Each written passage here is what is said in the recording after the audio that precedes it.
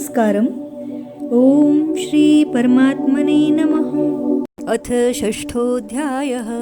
श्रीभगवानुवाच अनाश्रितः कर्मफलं कार्यं कर्म करोति यः स सन्न्यासी च योगी च न निरग्निर्न चाक्रियः। श्री भगवान बोले, जो पुरुष कर्मफल का आश्रय न लेकर करने योग्य कर्म करता है वह सन्यासी तथा योगी है, और केवल अग्नि का त्याग करने वाला सन्यासी नहीं है तथा केवल क्रियाओं का त्याग करने वाला योगी नहीं है। यं सन्न्यासमिति प्राहुर् योगन्तं विद्धि पाण्डव न ह्यसन्न्यस्त संकल्पो योगी भवति कश्चन। हे अर्जुन, जिसको सन्यास ऐसा कहते हैं उसी को तू योग जान, क्योंकि संकल्पों का त्याग न करने वाला कोई भी पुरुष योगी नहीं होता है। आरुरुक्षोर्मुनिर्योगं कर्म कारणमुच्यते योगारूढस्य तस्यैव शमः कारणमुच्यते।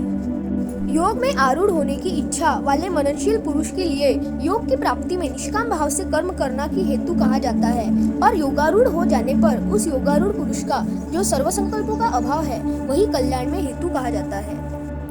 यदा हीनेन्द्रियार्थेषु न कर्मस्वनुषज्जते सर्वसंकल्प सन्न्यासी योगारूढ़स्तदोच्यते। जिस काल में न तो इंद्रियों के भोगों में और न कर्मों में ही आसक्त होता है उस काल में सर्व संकल्पों का त्यागी पुरुष योगारूढ़ कहा जाता है। उद्धरेदात्मनात्मानं नात्मानं वसादयेत् आत्मैव ह्यात्मनो बन्धुर् आत्मैव रिपुरात्मनः।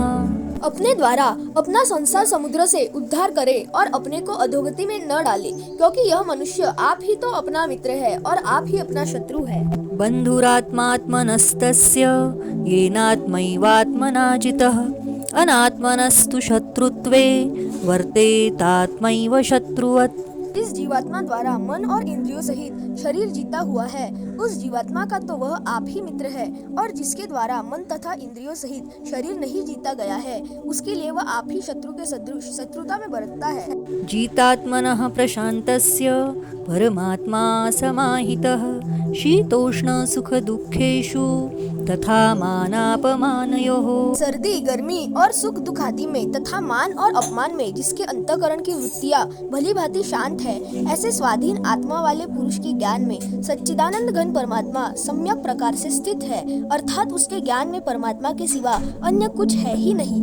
ज्ञान विज्ञान तृप्तात्मा कूटस्थो विजितेन्द्रियः युक्त इत्युच्यते योगी समलोष्टाश्म कांचनः। जिसका अंतःकरण ज्ञान विज्ञान से तृप्त है, जिसकी स्थिति विकार रहित है, जिसकी इंद्रियां भली भांति जीती हुई है और जिसके लिए मिट्टी पत्थर और सुवर्ण समान है, वह योगी युक्त अर्थात भगवत प्राप्त है, ऐसे कहा जाता है। सुहृन्मित्रार्युदासीन मध्यस्थ द्वेष्य बन्धुषु साधुष्वपि च पापेषु समबुद्धिर्विशिष्यते। सुहृद मित्र वैरी उदासीन मध्यस्थ द्वेष और बंधुगणों में धर्मात्माओं में और पापियों में भी समान भाव रखने वाला अत्यंत श्रेष्ठ है। योगी युञ्जीत सततम् आत्मानं रहसि स्थितः एकाकीयत चित्तात्मा निराशीर परिग्रहः। मन और इंद्रियों सहित शरीर को वश में रखने वाला आशा रहित और संग्रह रहित योगी अकेला ही एकांत स्थान में स्थित होकर आत्मा को निरंतर परमात्मा में लगाए। उचो देशे प्रतिष्ठाप्य स्थिरमासनमात्मनः नात्युच्छ्रितन्नातिनीचं चैलाजिन कुशोत्तरम्। शुद्ध भूमि में जिसके ऊपर क्रमशः कुशा वृक्षशाला और वस्त्र बिछे हैं, जो न बहुत ऊंचा है और न बहुत नीचा है, ऐसे अपने आसन को स्थिर स्थापन करके तत्रैकाग्रं मनः कृत्वा यत् चित्तेन्द्रियक्रियः उपविश्यासने युञ्जात् योगम् आत्मविशुद्धये।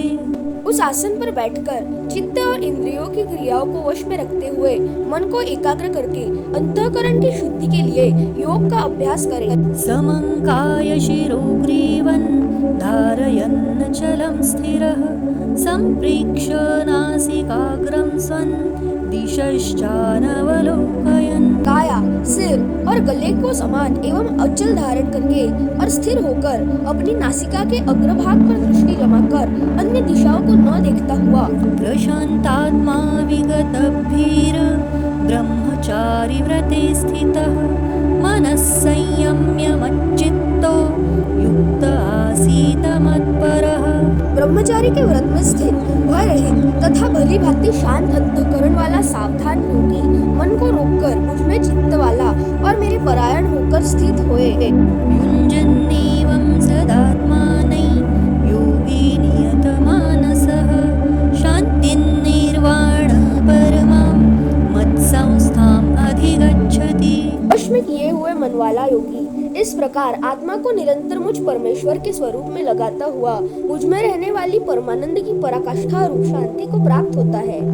नात्यश्नतस्तु योगोऽस्ति न चैकान्तमनश्नतः न चाति स्वप्नशीलस्य जाग्रतो नैव चार्जुन।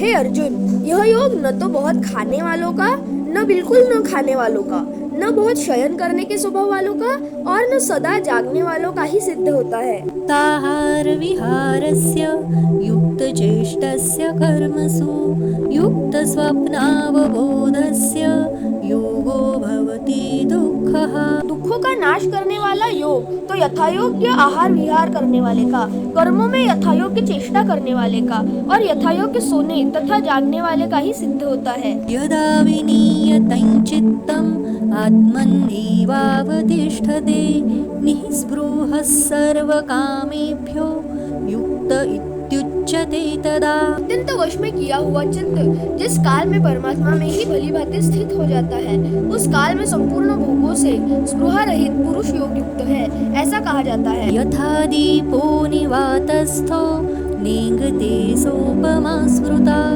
योगिनो यत चित्तस्य युञ्जतो योगमात्मनः। इस प्रकार वायु रहित स्थान में स्थित दीपक जलायमान नहीं होता, वैसे ही उपमा परमात्मा के ध्यान में लगे हुए योगी के जीते हुए चित्त की स्थिति कही गई है। यत्रो परमते चित्तं निरुद्धं योगसेवया यत्र चैवात्मनात्मानं पश्यन्नात्मनि तुष्यति। योग के अभ्यास से निरुद्ध चित्त जिस अवस्था में उपराम हो जाता है और जिस अवस्था में परमात्मा के ध्यान से शुद्ध हुई सूक्ष्म बुद्धि द्वारा परमात्मा को साक्षात करता हुआ सच्चिदानंद घन परमात्मा में ही संतुष्ट रहता है। सुखम् आत्यन्तिकं यत्तद् बुद्धिग्राह्यमतीन्द्रियं वेत्ति यत्र न चैवायं स्थितश्चलति तत्त्वतः।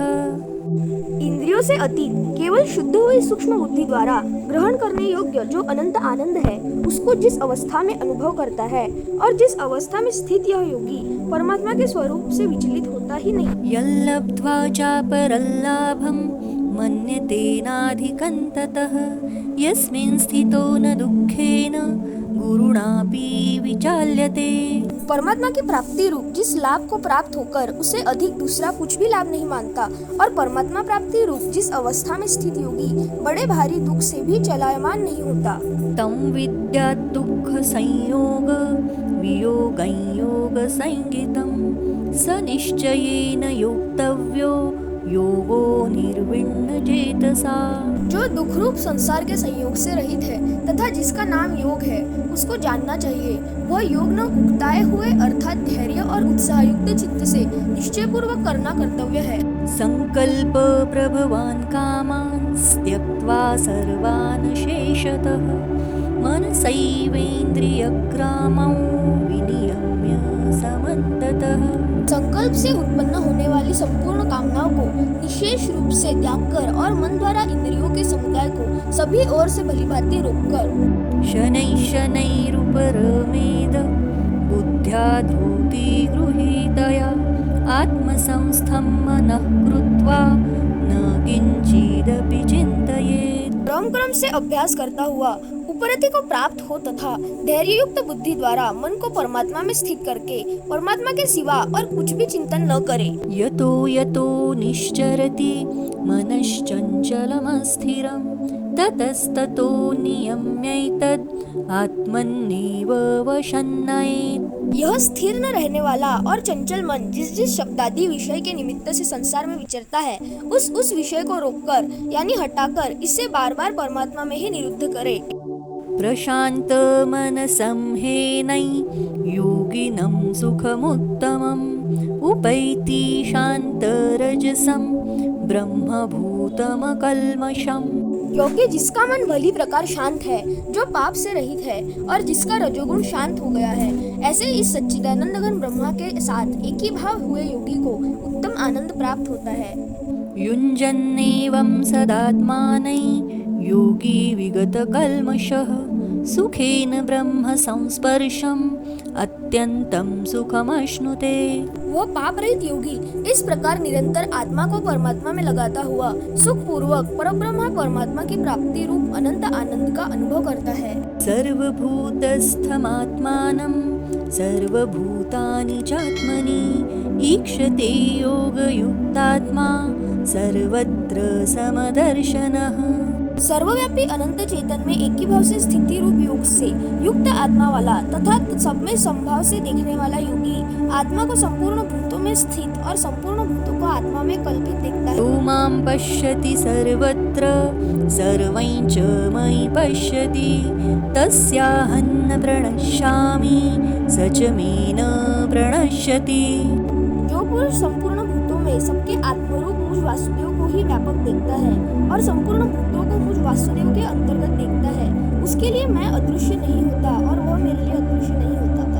सर्वभूतस्थितं यो मां भजत्येकत्वमास्थितः सर्वथा वर्तमानोऽपि स योगी मयि वर्तते। वो पुरुष एक ही भाव में स्थित होकर संपूर्ण भूतों में आत्मरूप से स्थित मुझ सच्चिदानंद घन वासुदेव को भजता है, वह योगी सब प्रकार से बरतता हुआ भी मुझ में ही बरतता रहता है। आत्मोपम्येन सर्वत्र समं पश्यति अर्जुन सुखं वा यदि वा दुःखं स योगी परमो मतः। हे अर्जुन, जो योगी अपनी भांति संपूर्ण भूतों में सम देखता है और सुख अथवा दुख को भी सब में सम देखता है, वह योगी परमश्रेष्ठ माना गया है। अर्जुन उवाच योऽयं योगस्त्वया प्रोक्तः साम्येन मधुसूदन एतस्याहं न पश्यामि चञ्चलत्वात् स्थितिं स्थिराम्। अर्जुन बोले, हे मधुसूदन, जो यह योग आपने संभाव से कहा है, मन के चंचल होने से मैं इसकी नित्य स्थिति को नहीं देखता हूँ। चञ्चलैः मनः कृष्ण प्रमाथि बलवद्दृढं तस्याहं निग्रहं मन्ये वायोरिव सुदुष्करम्। क्योंकि हे श्री कृष्ण, यह मन बड़ा चंचल प्रमथन स्वभाव वाला बड़ा दृढ़ और बलवान है, इसलिए उसको वश में करना मैं वायु को रोकने की भांति अत्यंत दुष्कर मानता हूँ। श्री भगवानुवाच असंशयं महाबाहो मनो दुर्निग्रहञ्चलम् अभ्यासेन तु कौन्तेय वैराग्येण च गृह्यते। श्री भगवान बोले, हे महाबाहो, निसंदेह मन चंचल और कठिनता से वश में होने वाला है, परंतु हे कुंती पुत्र अर्जुन, यह अभ्यास और वैराग्य से वश में होता है। असंयतात्मना योगो दुष्प्राप इति मे मतिः वशात्मना तु यतता शक्यो वाप्तुमुपायतः। जिसका मन वश में किया हुआ नहीं है, ऐसे पुरुष द्वारा योग दुष्प्राप्य है और वश में किए हुए मन वाले प्रयत्नशील पुरुष द्वारा साधन से उसका प्राप्त होना सहज है, यह मेरा मत है। अर्जुन उवाच अयति श्रद्धयोपेतो योगाच्चलितमानसः अप्राप्य योग संसिद्धिं कांगतिं कृष्ण गच्छति। अर्जुन बोले, हे श्री कृष्ण, जो योग में श्रद्धा रखने वाला है किंतु संयमी नहीं है, इस कारण जिसका मन अंतकाल में योग से विचलित हो गया है, ऐसा साधक योग की सिद्धि को अर्थात भगवत साक्षात्कार को न प्राप्त होकर किसी गति को प्राप्त होता है। छिन्नो भय विभ्रष्टश्चिन्ना भ्रमिव नश्यति अप्रतिष्ठो महाबाहो विमूढ़ो ब्रह्मणः पथि। हे महाबाहो, क्या वह भगवत प्राप्ति के मार्ग में मोहित और आश्रय रहित पुरुष छिन्न भिन्न बादल की भांति दोनों ओर से भ्रष्ट होकर नष्ट तो नहीं हो जाता? एतन्मे संशयं कृष्ण छेतुम् अर्हस्य शेषतः यदन्यः संशयस्यस्य चित्ता न ह्युपपद्यते। हे श्री कृष्ण, मेरे इस संशय का संपूर्ण रूप से छेदन करने के लिए आप ही योग्य हैं, क्योंकि आपके सिवा दूसरा इस संशय का छेदन करने वाला मिलना संभव नहीं। भगवानुवाच पार्थ नैवेह नामुत्र विनाशस्तस्य विद्यते न हि कल्याणकृत् कश्चित् दुर्गतिं तात गच्छति। श्री भगवान बोले, हे पार्थ, उस पुरुष का न तो इस लोक में नाश होता है और न परलोक में ही, क्योंकि हे प्यारे, आत्मोद्धार के लिए अर्थात भगवत प्राप्ति के लिए कर्म करने वाला कोई भी मनुष्य दुर्गति को प्राप्त नहीं होता। प्राप्य पुण्यकृतान् लोकान् उषित्वा शाश्वती समः शुचिनां श्रीमतांगेः योगभ्रष्टोऽभिजायते। योग भ्रष्ट पुरुष पुण्यवानों के लोगों को अर्थात स्वर्गादि उत्तम लोकों को प्राप्त होकर उनमें बहुत वर्षों तक निवास करके फिर शुद्ध आचरण वाले श्रीमान पुरुषों के घर में जन्म लेता है। अथवा योगिनामेव कुले भवति धीमताम् एतद्धि दुर्लभतरं लोके जन्म यदीदृशम्। अथवा वैराग्यवान पुरुष उन लोकों में न जाकर ज्ञानवान योगियों के ही कुल में जन्म लेता है, परंतु इस प्रकार का जो यह जन्म है सो संसार में निस्संदेह अत्यंत दुर्लभ है। तत्र तं बुद्धिसंयोगं लभते पौर्वदेहिकं यत् ते च ततो भूयः संसिद्धौ कुरु नन्दन। वहाँ उस पहले शरीर में संग्रह किए हुए बुद्धि संयोग को अर्थात समबुद्धि रूप योग के संस्कारों को अनायास ही प्राप्त हो जाता है, और हे गुरुनंदन, उसके प्रभाव से वह फिर परमात्मा की प्राप्ति रूप सिद्धि के लिए पहले से भी बढ़कर प्रयत्न करता है। पूर्वाभ्यासेन तेनैव ह्रियते हैवशोऽपि सः जिज्ञासुरपि योगस्य शब्द ब्रह्माति वर्तते। वह श्रीमानों के घर में जन्म लेने वाले योग भ्रष्ट पराधीन हुआ भी उस पहले के अभ्यास से ही निस्संदेह भगवान की ओर आकर्षित किया जाता है, तथा समबुद्धि रूप योग का जिज्ञासु भी वेद में कहे हुए सकाम कर्मों के फलों को उल्लंघन कर जाता है। प्रयत्नाद्यतमानस्तु योगी संशुद्ध किल्बिषः अनेक जन्म संसिद्धस्ततो याति परांगतिम्। परंतु प्रयत्न पूर्वक अभ्यास करने वाला योगी तो पिछले अनेक जन्मों के संस्कार बल से इसी जन्म में संसिद्धि होकर संपूर्ण पापों से रहित हो फिर तत्काल ही परम गति को प्राप्त हो जाता है। तपस्विभ्योऽधिको योगी ज्ञानिभ्योऽपि मतोऽधिकः कर्मिभ्यश्चाधिको योगी तस्माद् योगी भवार्जुन। योगी तपस्वियों से श्रेष्ठ है, शास्त्र ज्ञानियों से भी श्रेष्ठ माना गया है, और सकाम कर्म करने वालों से भी योगी श्रेष्ठ है। इससे हे अर्जुन, तू योगी हो। योगिनामपि सर्वेषां मद्गतेनान्तरात्मना श्रद्धावान् भजते यो मां समे युक्ततमो मतः। संपूर्ण योगियों में जो भी श्रद्धावान योगी मुझमें लगे हुए अंतरात्मा से मुझको निरंतर भजता है, वह योगी मुझे परम श्रेष्ठ मान्य है। ओम तत्सदिति श्रीमद्भगवद्गीतासु उपनिषत्सु ब्रह्मविद्यायां योगशास्त्रे श्रीकृष्णार्जुनसंवादे आत्मसंयमयोगो नाम षष्ठोऽध्यायः।